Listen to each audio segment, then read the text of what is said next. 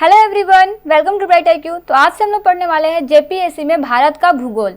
इसमें आपका previous years का सारा क्वेश्चन विद कॉन्सेप्ट आपका क्लियर कराया जाएगा। ये आपका एग्जाम पॉइंट ऑफ व्यू से बहुत ही इंपॉर्टेंट है, तो सारे क्वेश्चन को अच्छे से रिवीजन कीजिएगा। चलिए हम लोग स्टार्ट करते हैं क्वेश्चन नंबर 1 से। पहला क्वेश्चन है आपके पास कि इंदिरा गांधी नहर का उद्गम स्थल क्या है। आपके पास ऑप्शन में दिया हुआ है गांधी सागर बांध है, या फिर हरिके बैराज है, या फिर भाखड़ा बांध है, या फिर गोविंद बल्लभ सागर है। तो जी हाँ, इसका करेक्ट आंसर आपका क्या हो जाएगा कि ये है आपका हरिके बैराज। अगर हम लोग बात करते हैं कि ये हरिके बैराज जो है इसमें और क्या क्या बेसिक खासियत है, तो इस नहर से उत्तर पश्चिमी राजस्थान के गंगानगर, बीकानेर और जैसलमेर जिले की सिंचाई की जाती है। आपको याद रखना है ना। चलिए नेक्स्ट क्वेश्चन है आपका कि भारत का सर्वाधिक वर्षा मुख्यतः कहाँ से प्राप्त होता है। आपके पास ऑप्शन में दिया हुआ उत्तर पूर्वी मानसून से, वापस होती मानसून से, दक्षिण पश्चिम मानसून से, या फिर संवहनिक वर्षा से। तो ये आपका हो जाएगा कि होता है ये भारत में सर्वाधिक वर्षा जो होता है वो आपका होता है दक्षिण पश्चिम मानसून से। नेक्स्ट क्वेश्चन है कि निम्नलिखित राज्यों में किसमें सर्वाधिक प्राकृतिक आपदा आती है। मतलब ये कौन सा राज्य है जिसमें आपदा से सबसे ज़्यादा लोग ग्रसित होते हैं। तो वो जगह आपका आंध्र प्रदेश है, उड़ीसा है, बिहार है, या फिर गुजरात है। तो जी हाँ, इसका करेक्ट आंसर क्या हो जाएगा कि वो स्थान आपका है उड़ीसा। चलिए नेक्स्ट क्वेश्चन देखते हैं जो है आपका कि मैथान, बेल पहाड़ी एवं तिलैया बांध किस नदी पर बनाया गया है। आपके पास ऑप्शन में है दामोदर नदी पे, बराकर नदी पे, कोनार नदी पे, या फिर बोकारो नदी पे। तो इसका करेक्ट आंसर क्या हो जाएगा कि आपका बनाया गया है बराकर नदी पे। चलिए नेक्स्ट क्वेश्चन देखते हैं। नेक्स्ट क्वेश्चन है कि देश की निम्नलिखित मिट्टी में से किसे स्वतः कृषि मिट्टी कहा जाता है। देश का पूछा है ना, किसी एक स्थान का नहीं पूछा है। ऑप्शन में है जलोढ़ मिट्टी, लेटेराइट मिट्टी, कपास की काली मिट्टी, या फिर मरुस्थलीय मिट्टी। तो इसका करेक्ट आंसर क्या हो जाएगा कपास की काली मिट्टी। नेक्स्ट क्वेश्चन है कि तारे का रंग सूचक क्या होता है। आपके पास ऑप्शन में दिया हुआ है सूर्य से दूर का, उसकी ज्योति का, उसकी पृथ्वी से दूर का, या फिर उसके ताप का। तो देखिए तारे का सूचक जो होता है वो आपका होता है ताप का। अगर वही हम लोग बात करते हैं इसके कुछ और खासियत की, तो देखिए प्रकाशवान तथा प्रकाश उत्पन्न करने वाले खगोलीय पिंड को तारा कहा जाता है। ये भी आपको याद रखना है। तो इसका करेक्ट आंसर क्या हो जाएगा उसके ताप का। चलिए वहीं अगर नेक्स्ट क्वेश्चन देखते हैं जिसमें है कि किस महीना में रबी फसल की बुआई होती है। ऑप्शन में है मार्च से अप्रैल में, जून से जुलाई में, अक्टूबर से नवंबर में, या फिर जनवरी से फरवरी में। तो इसका करेक्ट आंसर क्या हो जाएगा अक्टूबर से नवंबर में। वहीं अगर नेक्स्ट क्वेश्चन देखिए जो है आपका कि भारत में कोयला से उत्पादन में राज्य का सही क्रम कौन सा है। मतलब आपको एक क्रम में इसको बताना है कि इसका सही क्रम कौन सा है। जैसे अगर हम लोग बात करते हैं उड़ीसा, झारखंड, छत्तीसगढ़ का, तो सबसे पहले कहाँ है उड़ीसा में है, झारखंड में है, फिर छत्तीसगढ़ में। तो हम लोग भारत में बात करें तो भारत में कोयला उत्पादन में राज्य का सही क्रम बोले तो वो आपका हो जाएगा छत्तीसगढ़। सबसे पहले आता है आपका छत्तीसगढ़, दूसरा में आता है उड़ीसा, और तीसरा में आता है झारखंड। तो आपका करेक्ट आंसर क्या हो जाएगा ऑप्शन बी। चलिए नेक्स्ट क्वेश्चन देखते हैं। नेक्स्ट क्वेश्चन है कि भारत का सबसे बड़ा झील चिल्का झील है, यह किस तरह का झील है। आपके पास ऑप्शन में दिया हुआ है खारे पानी का झील है, मीठे पानी का झील है, लैगून झील है। तो आपको बताना है कि इन सभी में से सही आंसर उसका क्या होगा। तो अगर देखिए हम लोग बात करते हैं भारत में सबसे बड़ी झील चिल्का झील की, तो ये तो पता है कि ये चिल्का झील सबसे बड़ा झील है। ये कहाँ स्थित है तो ये आपका उड़ीसा राज्य में स्थित है। अगर हम लोग बात करते हैं तो देखिए ये जो है आपका खारे पानी के साथ साथ एक लैगून झील है। यहाँ पे अगर कुछ और खासियत की बात करें तो यहाँ पर नौसेना का प्रशिक्षण केंद्र भी स्थित है। तो ये आपको याद रखना है। तो इसका करेक्ट आंसर क्या हो जाएगा ऑप्शन 4, 1 और 3 दोनों सही है। चलिए अगर वहीं नेक्स्ट क्वेश्चन की बात करते हैं जो आपका कि पाक जल डमरू, मध्य और मन्नार की घाटी को जोड़ने वाली परियोजना कौन सी है। ऑप्शन में दिया हुआ है राम सेतु परियोजना, सेतु समुद्रम परियोजना, कुद्रमुख सेतु परियोजना, या फिर इनमें से कोई नहीं। तो देखिए इसका करेक्ट आंसर आपका क्या हो जाएगा कि वो है आपका सेतु समुद्रम परियोजना। नेक्स्ट क्वेश्चन है माया जनजाति किस क्षेत्र की है। तो देखिए आपके पास ऑप्शन में दिया हुआ है भारत का, मेक्सिको का, मिस्र का, श्रीलंका का। तो देखिए इसका करेक्ट आंसर आपका हो जाएगा कि माया जनजाति जो है वो बेसिकली आपका मेक्सिको क्षेत्र का है। वहीं अगर नेक्स्ट क्वेश्चन देखते हैं जो है आपका कि निम्न में से झूम खेती का नाम कौन सा है। ऑप्शन में दिया हुआ है दाही है, कामना है, पेप्टा है। तो देखिए अगर हम लोग बात करते हैं झूम खेती का नाम ना, तो वो आपका उपयुक्त तीनों हो जाएगा। उसको पेप्टा भी बोलते हैं, कामना भी बोलते हैं, और दाही भी बोलते हैं। चलिए नेक्स्ट क्वेश्चन देखते हैं, जो है आपका कि भारत में जैव विविधता संरक्षण योजना कब प्रारंभ की गई है। आपके पास ऑप्शन में दिया हुआ है 1989 से 90 तक, 1990 से 91 तक, 1991 से 92 तक, या फिर 1991 से 99 तक। तो इसका करेक्ट आंसर क्या हो जाएगा कि ये परियोजना आपका 1991 से 92 में प्रारंभ की गई थी। नेक्स्ट क्वेश्चन है कि सामान्य मनुष्य प्रतिदिन कितना ऑक्सीजन का प्रयोग करता है। ऑप्शन में दिया हुआ है 10 केजी, 14 केजी, 16 केजी या 22 केजी। तो इसका करेक्ट आंसर क्या हो जाएगा कि सामान्य मनुष्य जो होता है वो प्रतिदिन 16 केजी ऑक्सीजन का प्रयोग करता है। नेक्स्ट और इस पार्ट का लास्ट क्वेश्चन है आपके पास कि सी ऑफ ट्रैंक्विलिटी कहाँ पर है। ऑप्शन में दिया हुआ है पृथ्वी पर है, सूर्य पर है, जुपिटर पे है, फिर चंद्रमा पे है। तो देखिए अगर हम लोग बात करते हैं सी ऑफ ट्रैंक्विलिटी की, तो यह सागर जो है वो चंद्रमा के ट्रैंक्विलिटी बेसिन में पाया जाता है और बेसाल्ट से बना हुआ है। ये आपको याद रखना है, किसी से बना हुआ है, बेसाल्ट से बना हुआ है।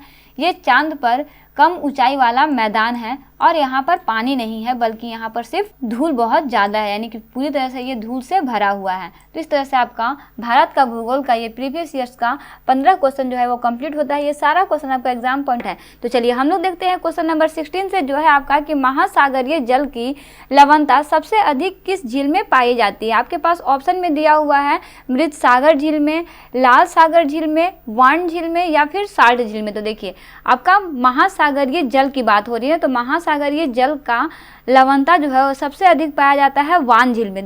जैसे अगर हम लोग महासागरीय जल की बात करते हैं तो महासागरीय जल का भार जो है एवं उसमें घुले हुए पदार्थ का भार का अनुपात जो है वो महासागरीय लवणता कहलाता है। तो ये भी आपको याद रखना है कि महासागरीय लवणता किसे कहते हैं। तो किसे कहते हैं, तो महासागरीय जल के भार एवं उसमें घुले पदार्थ के भार के अनुपात को महासागरीय लवणता कहते हैं। ठीक है, चलिए नेक्स्ट क्वेश्चन देखते हैं, जो है आपका कि निम्न कारकों पर विचार कीजिए। आपके पास कुछ कारक दिए हुए हैं, जैसे दिए हुए क्या है, पृथ्वी का अपवर्तन, वायुमंडल और दाब, महासागरीय जल का घनत्व, पृथ्वी का परिक्रमा। उपरोक्त में से कौन सा कारक महासागरीय धाराओं को प्रभावित करती है। आपके पास ऑप्शन में दिया हुआ 1, 2, 3, या फिर 1, 4, या फिर 2, 3 और 4।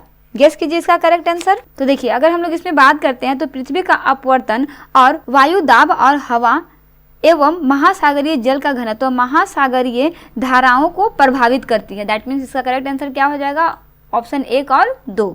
चलिए नेक्स्ट क्वेश्चन है कि हमारे ब्रह्मांड की सबसे नई आकाशगंगा का नाम क्या है। आपके पास ऑप्शन में दिया हुआ है लुब्धक है, साइरस है, देवयानी है, या फिर डवार्फ है।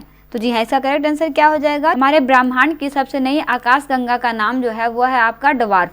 अगर हम लोग यहीं पे बात करते हैं तो देखिए हमारे सौर मंडल में 8 ग्रह में से बुध, शुक्र, पृथ्वी और मंगल को पार्थिव या फिर आंतरिक ग्रह कहा जाता है। क्या बोला जाता है, पार्थिव या फिर आंतरिक ग्रह कहा जाता है। वहीं बृहस्पति, शनि, अरुण एवं वरुण को बाह्य ग्रह कहा जाता है। तो ये आपका क्या हो जाएगा इसका, और ब्रह्मांड की सबसे नई आकाशगंगा का नाम क्या है, तो वो हो जाएगा आपका ड्वार्फ हो जाएगा। वहीं अगर हम लोग नेक्स्ट क्वेश्चन देखते हैं, जो है आपका कि हमारे सौर मंडल में पाए जाने वाले 8 ग्रहों में से पार्थिव यानी कि जिसको आंतरिक ग्रह कहते हैं किसे कहते हैं। देखिए जस्ट मैं आपको बताई हूँ ना, कितना इजी क्वेश्चन है। बुध, शुक्र, पृथ्वी, मंगल को, या फिर मंगल, पृथ्वी, बृहस्पति, शनि को, या फिर बृहस्पति, शनि, अरुण, वरुण को, या फिर पृथ्वी, मंगल, अरुण और वरुण को। तो इसका करेक्ट आंसर क्या हो जाएगा कि बुध, शुक्र, पृथ्वी और मंगल को कहते हैं ना। कौन सा ग्रह कहते हैं, पार्थिव ग्रह या फिर आंतरिक ग्रह कहते हैं। बाह्य ग्रह किसको कहते हैं, तो हो जाएगा आपका बृहस्पति, शनि, अरुण और वरुण को बाह्य ग्रह कहा जाता है। इसे आप याद रखिएगा, ये आपका एग्जाम पॉइंट ऑफ व्यू से बहुत ही इंपॉर्टेंट है। इसमें सारा वही क्वेश्चन को कवर किया गया जो आपके एग्जाम में आ सकते हैं। नेक्स्ट क्वेश्चन देखते हैं, इंडियन स्टैंडर्ड टाइम जिसे भारत मानक समय कहा जाता है, यानी कि IST कहा जाता है जिसे, और ग्रीनविच मीन टाइम जिसे GMT कहा जाता है, में कितने समय का अंतर होता है। इस दोनों के बीच का अंतर बताने के लिए आपको बोला गया है ना। 5 घंटा 10 मिनट का, 5 घंटा 30 मिनट का, 5 घंटा 20 मिनट का, या फिर 5 घंटा 40 मिनट का। तो देखिए इसके बीच में जो अंतर होता है ना वो आपका होता है 5 घंटा 30 मिनट का। ठीक है, इन सारे क्वेश्चन को आप जरूर से प्रैक्टिस कीजिएगा। सारा क्वेश्चन आपका एग्जाम पॉइंट ऑफ व्यू से बहुत इंपॉर्टेंट है। और जरूर कमेंट बॉक्स में कमेंट कीजिएगा कि कितने ऐसे स्टूडेंट हैं जिनको सारा का सारा क्वेश्चन जो है वो पता है। चलिए नेक्स्ट क्वेश्चन है आपके पास कि इनमें से किस राज्य में सबसे अधिक अनुसूचित जनजाति की संख्या पाई जाती है। आपके पास ऑप्शन में दिया हुआ है सिक्किम में, अरुणाचल प्रदेश में, मध्य प्रदेश में, या फिर झारखंड में। तो देखिए अनुसूचित जनजाति की संख्या जो है ना वो सबसे अधिक पाया जाता है हमारा मध्य प्रदेश में। नेक्स्ट क्वेश्चन है कि इनमें से किस शहर को दक्षिण भारत का मैनचेस्टर कहा जाता है। ऑप्शन में आपके पास दिया हुआ है कोयम्बटूर को, चेन्नई को, बेंगलुरु को या फिर मदुरई को। तो देखिए इसका करेक्ट आंसर आपका क्या हो जाएगा, तो वो है आपका कि कोयम्बटूर को जो है वो आपका दक्षिण भारत का मैनचेस्टर कहा जाता है। देखिए इसमें एक और क्वेश्चन आता है ना कि कानपुर को ना उत्तर भारत का मैनचेस्टर कहा जाता है। इसमें कौन दिया हुआ है, दक्षिण भारत का मैनचेस्टर। दक्षिण भारत का मैनचेस्टर आपका हो जाएगा कोयम्बटूर, जबकि उत्तर भारत का मैनचेस्टर हो जाएगा कानपुर। तो ये आपको याद रखना है ना, ऑप्शन में यहाँ पे नहीं दिया हुआ लेकिन याद रखना है। देखिए अगर हम लोग ना यहाँ पे बात करते हैं ऊपर के क्वेश्चन की ना, जिसमें हम लोग क्या देखे थे, ये देखे थे ना IST और GMT। तो इसमें आपको एक चीज़ और याद रखना है ना, जैसे हम लोग का भारत में जो है ना वो 8.5 डिग्री पूर्वी देशांतर जो कि आपका इलाहाबाद के निकट मिजोरम से गुजरती है, इस समय को ना भारत का मानक समय माना जाता है। तो आपको याद रखना है कि भारत का मानक समय कब माना जाता है, तो वो है आपका 88.5 डिग्री पूर्वी देशांतर को, जो कि कहाँ से गुजरता है, तो ये आपका इलाहाबाद के निकटतम जगह जिसे मिजोरम कहते हैं वहाँ से गुजरता है, जिसे क्या बोला जाता है, भारत का मानक बोला जाता है। ये आपको बहुत इंपॉर्टेंट है, इसमें याद रखना है। ये क्वेश्चन आपका आ चुका है, हो सकता है कि ये क्वेश्चन आपका सेकेंड टाइम रिपीट कर दे, ठीक है, तो इसे आपको याद रखना है। चलिए वही नेक्स्ट क्वेश्चन हम लोग देखते हैं, जो है आपका कि भारत का एक राज्य जिससे होकर कर्क रेखा गुजरती है। बहुत ईजी सा क्वेश्चन है, जम्मू कश्मीर, हिमाचल प्रदेश, झारखंड या फिर बिहार। तो जी हाँ, वो जगह कौन सा है, वो है हमारा झारखंड। नेक्स्ट है कि वन संपदा की दृष्टि से विश्व में भारत का स्थान कौन सा है। ऑप्शन में आपके पास दिया हुआ है 8वां है, 9वां है, 10वां है या फिर 11वां है। तो देखिए इसमें अगर हम लोग देखें तो इसमें ना भारत का स्थान जो है ना वो 10वां है। चलिए अगर हम लोग यहाँ पे देखते हैं भारत का एक राज्य जिसमें हम लोग बोले कि कर्क रेखा से गुजरती है, देखिए अब तो यहाँ पर तुम लोग तो देख लीजिए कि झारखंड से गुजरती है, इसके अलावा कौन कौन जगह से गुजरती है कमेंट बॉक्स में कमेंट कीजिए, या तो फिर मैं आपको बता देती हूँ ना। देखिए राजस्थान से गुजरता है, गुजरात से गुजरता है, मध्य प्रदेश से, छत्तीसगढ़ से, पश्चिम बंगाल से, मिजोरम एवं त्रिपुरा से और साथ ही साथ झारखंड से भी गुजरता है। तो ये टोटल कितने राज्य हैं आपके, 8 राज्य है जहाँ से कर्क रेखा जो है वो भारत के मध्य से होकर गुजरता है। मतलब भारत के मध्य से होकर गुजरने वाला जो राज्य है जहाँ से कर्क रेखा गुजरता है वो राज्य आपका ये इतना सारा है ना। देखिए इसमें मैं नहीं लिखी हूँ, इसमें सिर्फ आपको MCQ क्वेश्चन बताई हूँ, लेकिन जो मैं आपको बता रही हूँ उसे भी आपको याद रखना है। कौन कौन सा है, राजस्थान, गुजरात, मध्य प्रदेश, छत्तीसगढ़, झारखंड, पश्चिम बंगाल, मिजोरम और त्रिपुरा, ये सारा है ना, आपको याद रखना है, ठीक है। चलिए नेक्स्ट क्वेश्चन देखते हैं, जो है आपका कच्छ का छोटा रण अभ्यारण्य मुख्यतः आवास है, मतलब किसका आवास है आपको बताना है। ऑप्शन में दिया हुआ है जंगली गधा का, सफेद भालू का, एक सिंह वाला गेंडा का, उपरोक्त सभी। इसका करेक्ट आंसर क्या हो जाएगा, जंगली गधा का है ना। चलिए नेक्स्ट क्वेश्चन देखते हैं, जो है आपका कि निम्न में से कौन कौन सा जलप्रपात कर्नाटक से संबंधित है। आपके पास ऑप्शन में दिया हुआ है शिव समुद्रम, गोकक, पुनासा या फिर योना प्रपात। तो जी हाँ, इसका करेक्ट आंसर क्या हो जाएगा, 1, 2 और 3, शिवम समुद्रम, गोकक और पुनासा जो है आपका जलप्रपात कर्नाटक से संबंधित है। चलिए नेक्स्ट क्वेश्चन देखते हैं, जो है आपका कि किस मिट्टियों में फास्फोरस की कमी होती है। ऑप्शन में दिया हुआ है जलोढ़ मिट्टी में, काली मिट्टी में, लाल मिट्टी में या फिर लेटेराइट मिट्टी में। तो इसका करेक्ट आंसर आपका क्या हो जाएगा, तो देखिए फास्फोरस की कमी जो है ना वो आपका जलोढ़ मिट्टी और काली मिट्टी में होती है। यहाँ पे नहीं दिया हुआ है, ये आपका दोनों ऑप्शन होगा ना, जलोढ़ मिट्टी भी होगा और काली मिट्टी भी होगा, ये आपको याद रखना। चलिए यहीं पर अगर हम लोग कुछ इसमें बेसिक कॉन्सेप्ट की बात करते हैं, तो देखिए जलोढ़ और काली मिट्टी तो मैं बता दी कि इसमें फास्फोरस की कमी होती है, लेकिन जलोढ़ मिट्टी में जो है ना वो पोटास की बहुलता होती है। किस चीज़ की बहुलता होती है, पोटास की बहुलता होती है, जबकि काली मिट्टी में ना आयरन, चूना, एल्युमिनियम एवं मैग्नीशियम की बहुलता होती है। तो ये भी आपको याद रखना है, फास्फोरस की कमी होती है लेकिन किस किस की बहुलता होती है ये भी आपको याद रखना, बहुत इंपॉर्टेंट है। चलिए नेक्स्ट क्वेश्चन देखते हैं, जो है आपका कि इनमें से कौन ग्रीन हाउस गैस है। ऑप्शन में दिया हुआ है CFC जिसे हम लोग क्लोरोफ्लोरोकार्बन बोलते हैं, CH4 जिसे हम लोग मीथेन बोलते हैं, या फिर CO2 जिसे हम लोग कार्बन डाइऑक्साइड बोलते हैं, या फिर नाइट्रस ऑक्साइड। ऑप्शन में दिया हुआ है 1, 2, 3, 2, 3, 4, 1, 3, 4 या फिर उपरोक्त सभी। तो जी हाँ, ग्रीन हाउस गैस का इफेक्ट जो होता है वो चारों में होता है, CFC में भी होता है, CH4 में भी होता है और CO2 में भी होता है और नाइट्रस ऑक्साइड में भी होता है। दैट मीन्स करेक्ट आंसर क्या हो जाएगा, ऑप्शन D। चलिए नेक्स्ट क्वेश्चन देखते हैं, और ये इस पार्ट का लास्ट क्वेश्चन है, जो है आपका कि सेंट्रल पोटैटो रिसर्च इंस्टीट्यूट कहाँ है। ऑप्शन में दिया हुआ है कटक में है, शिमला में है, लखनऊ में है या फिर पटना में है। तो देखिए सेंट्रल पोटैटो रिसर्च जो है वो आपका है शिमला में। तो ये आपको याद रखना है कि ये कहाँ है, शिमला में। अगर इसमें हम लोग और चीज़ों को देखते हैं, जैसे इसमें जो भी विकल्प दिए हैं, जैसे केंद्रीय चावल अनुसंधान की बात करते हैं ना, तो केंद्रीय चावल अनुसंधान संस्था जो है वो आपका कटक में स्थित है, जबकि केंद्रीय औषधि अनुसंधान संस्था जो है वो आपका लखनऊ में स्थित है। ये सारा टॉपिक आपको याद रखना है, ठीक है। ये आपका इससे रिलेवेंट टॉपिक है ना, और ये आपका एग्जाम पॉइंट ऑफ व्यू से बहुत ही इंपॉर्टेंट है। तो इस तरह से हम लोग भारत का भूगोल में पार्ट 2 जो है वो कंप्लीट कर चुके हैं। इसमें आपका बेसिक जितने भी टॉपिक बन सकते थे जो आपके सेट पेपर से उठाए गए हैं, ये सारे क्वेश्चन आपके बहुत ही इंपॉर्टेंट है। सारे क्वेश्चन को अच्छे से रिविजन कीजिए। क्वेश्चन में कोई भी प्रॉब्लम हो तो कमेंट बॉक्स में कमेंट कर सकते हैं। इसके बीच में जो भी मैं आपको बेसिक कॉन्सेप्ट बता रही हूँ, क्योंकि सारा कॉन्सेप्ट मैं लिख नहीं रही हूँ, एग्जाम बहुत नज़दीक है, आपको सारे क्वेश्चन को इसी तरह से प्रैक्टिस करना है। जो सुन रहे हैं उसे भी याद रखना है, जो लिखा हुआ है उसे भी थोड़ा थोड़ा समराइज करने का जरूरत है। कि भारत की सबसे लंबी नदी कौन सी है? आपके पास ऑप्शन में दिया हुआ है दामोदर नदी है, नील नदी है, गंगा नदी है, या फिर गोदावरी नदी है। तो गेस कीजिए इसका करेक्ट आंसर। तो अगर हम लोग बात करते हैं भारत की सबसे लंबी नदी की, तो भारत की सबसे लंबी नदी जो है वो है आपका गंगा नदी।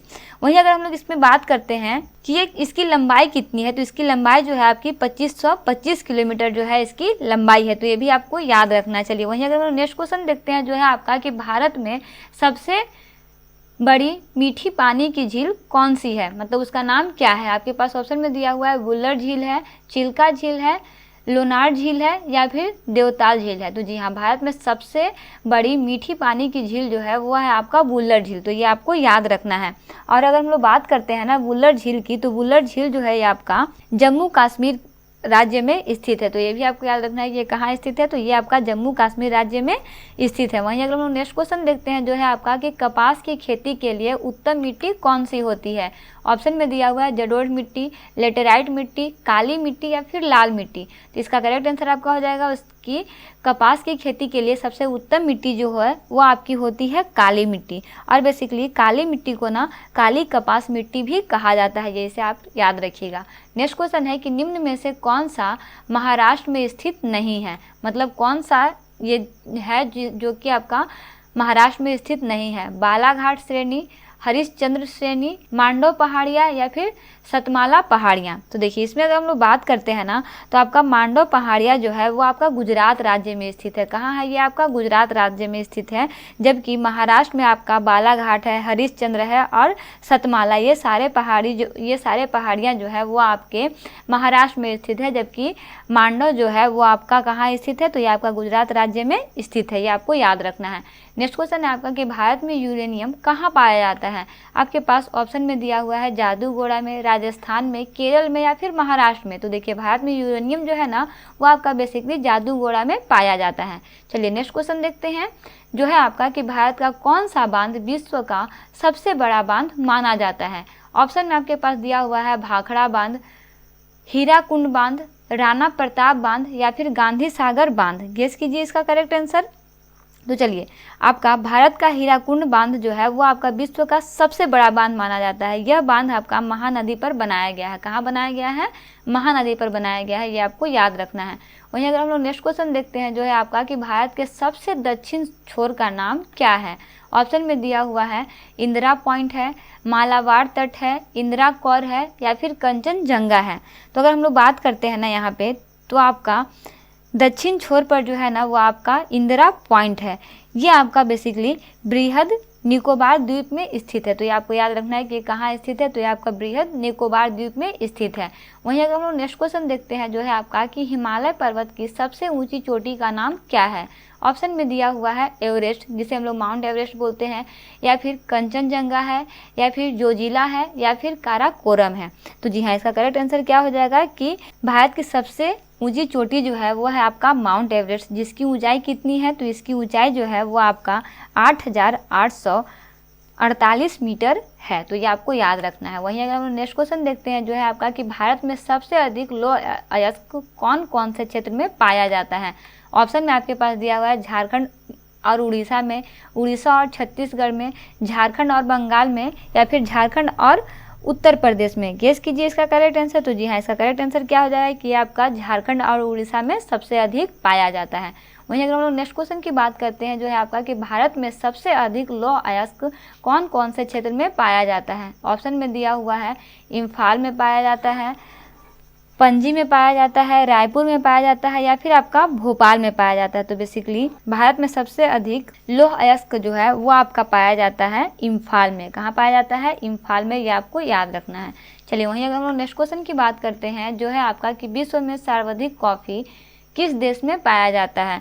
आपके पास ऑप्शन में दिया हुआ है कि ब्राज़ील में पाया जाता है, अमेरिका में पाया जाता है या फिर दक्षिण अमेरिका में पाया जाता है या फिर अर्जेंटीना में पाया जाता है। तो जी हाँ, इसका करेक्ट आंसर क्या हो जाएगा कि सबसे ज़्यादा कॉफ़ी जो है वो आपका पाया जाता है कहाँ? ब्राज़ील में पाया जाता है। चलिए वहीं अगर हम लोग नेक्स्ट क्वेश्चन की बात करते हैं जो है आपका कि विश्व में नौकागम्य सबसे ऊँची झील का नाम क्या है। ऑप्शन में आपके पास दिया हुआ है सुपीरियर, टीटीकाका, काला सागर या फिर टिसुसिकुरु। तो जी हाँ, करेक्ट आंसर इसका क्या हो जाएगा कि विश्व में नौकागम्य सबसे ऊंची झील जो है वो है आपका टीटीकाका, ये आपको याद रखना है। वहीं नेक्स्ट क्वेश्चन देखते हैं जो है आपका कि कौन सा जलाशय अंडमान और निकोबार द्वीप समूह को अलग करता है। आपके पास ऑप्शन में दिया हुआ है 10 degree channel, 11 degree channel, Andaman channel या फिर निकोबार चैनल। तो जी हाँ, इसका करेक्ट आंसर क्या हो जाएगा कि आपका 10 डिग्री चैनल जो है वो आपका जलाशय अंडमान और निकोबार द्वीप समूह को अलग करता है। वहीं अगर हम नेक्स्ट क्वेश्चन देखें जो है आपका कि महासागरों में कई प्रकार की लवण पाई जाती है, इनमें से सर्वाधिक लवणता की मात्रा किस में होता है। ऑप्शन में दिया हुआ है सोडियम क्लोराइड में, कैल्शियम कार्बोनेट में, मैग्नीशियम क्लोराइड में या फिर पोटेशियम सल्फेट में। तो देखिए महासागर में कई प्रकार की तो लवणता पाई ही जाती है, लेकिन सर्वाधिक लवणता जो है वो आपका सोडियम क्लोराइड में पाया जाता है। वहीं नेक्स्ट और इस पार्ट का लास्ट क्वेश्चन है जो है आपका कि महासागरों के सतही जल का वार्षिक तापमान कितना होता है। आपके पास ऑप्शन में दिया हुआ है 17.2 degree Celsius, 16.3 degree Celsius, 15.4 degree Celsius या फिर 5.20 डिग्री सेल्सियस। तो जी है, करेक्ट आंसर क्या हो जाएगा कि महासागर के सतही जल का वार्षिक तापमान जो होता है वो लगभग आपका 17.2 डिग्री सेल्सियस होता है। तो इस तरह से हम लोग भारत का भूगोल से रिलेटेड कुछ बेसिक क्वेश्चन को स्टडी कर चुके हैं। ये सारा क्वेश्चन आपका सेट पेपर से लिया गया है। इसमें बेसिकली कुछ क्वेश्चन वैसे हैं जो आपके शिवांग बुक से कवर किए गए हैं, वहीं कुछ क्वेश्चन ऐसे भी हैं जो आपके प्रीवियस ईयर से क्वेश्चन से मैच कर जाएंगे। तो इन सारे क्वेश्चन को आप अच्छे से प्रैक्टिस कर लीजिएगा। अंतिम टाइम इन सारे क्वेश्चन को आप पढ़ के जाइए, 100 में 90% चांस है कि बहुत सारे क्वेश्चन मैच करेंगे। तो मिलते हैं नेक्स्ट वीडियो में एक इंपॉर्टेंट टॉपिक, एक इंपॉर्टेंट पार्ट के साथ। Thanks for watching, like share and subscribe bright IQ।